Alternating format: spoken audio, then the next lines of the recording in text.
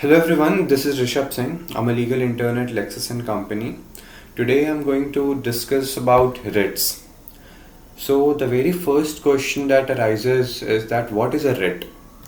A writ is a written command or formal order issued by a court of law directing the person or authority to whom it has been addressed to do or abstain from doing certain act uh, which is mentioned therein.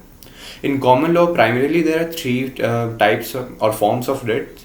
Uh, there have been many other forms which existed and some still continue to exist.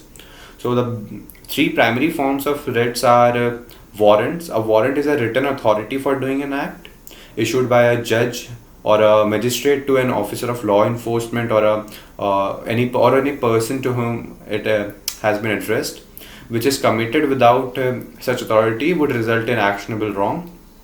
Some examples of it are arrest warrant for making arrests, seizure warrant for seizure of property, and search warrant for search of property, and etc. Second is prerogative writs. The term prerogatives means a privilege exclusively uh, available to and reserved for the exercise by sovereign of the state or the body to whom sovereign has devolved its power in that regard. Therefore, prerogative writ are also those written commands which can be issued only by one authority of court of law that has been recognized by the constitution or custom and no other authority. Though these writs, the recognized judicial authority of the courts of law effects control over subordinate courts like the lower courts or public authorities in the country. The prerogative writs are habeas corpus, certiorari, mandamus, prohibition, quo warranto, and procedendo. The third one is subpoena. Subpoena is a type of writ or written order issued by the court of law, summoning a person to attend the court and testify as a witness before it, or compelling a person to produce before the court certain evidence mentioned. And failure to testify or produce the evidence on order shall be met with punishment. Two types of subpoenas are subpoena and subpoena ad testi facendum, meaning order to testify in the court, and subpoena ducis tecum, meaning order to produce certain evidence. Writs available under the Indian Constitution are enumerated in Article 32 and 226.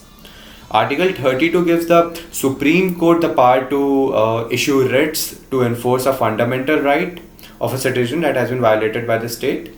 And Article 226 gives the High Court in the state the power to issue writs to enforce a fundamental right of a citizen or any other legal right that has been violated within its jurisdiction.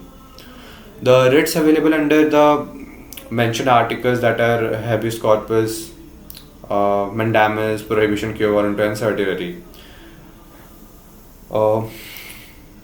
Coming to habeas corpus, it means you may have the body. This is issued by the court when any person has been detained by the law enforcement agency, and the court orders the agency to produce before the court the detained person and wants to know what is the legal ground behind the detention of the person. And if the court is not satisfied with the submission of the arresting party and is unable to find any legal justification behind the arrest of the person, it orders the person to be released. The main object of this writ is to provide quick and immediate remedy in case of unlawful detention, which is a violation of Article 21.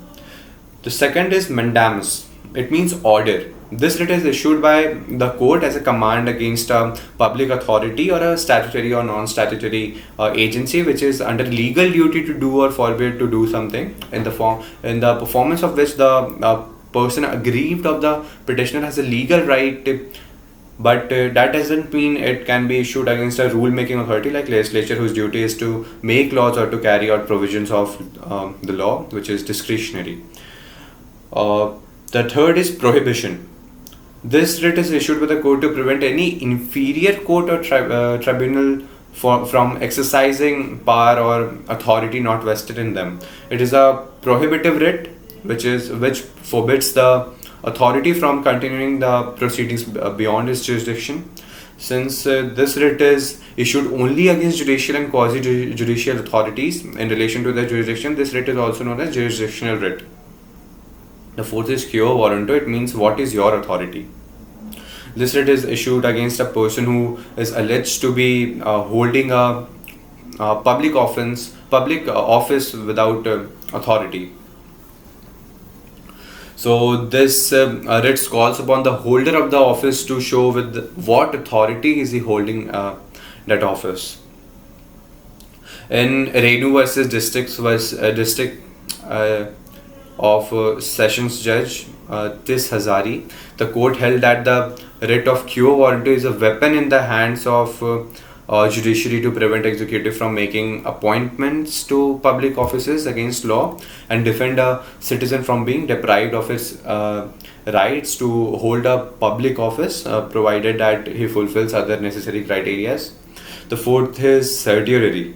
It means to certify. This writ is issued by a higher court on similar grounds as prohibition against courts of tribunals where when they have exercised their authority in excess jurisdiction, want of jurisdiction or violation of principles of natural justice in order to transfer the case to itself for review.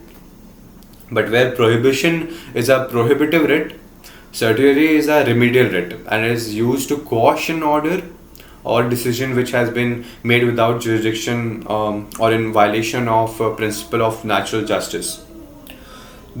Therefore, it is issued after completion of the proceeding and not in between the procedure. This is also called a jurisdictional writ. So this was all about the topic. Thank you so much.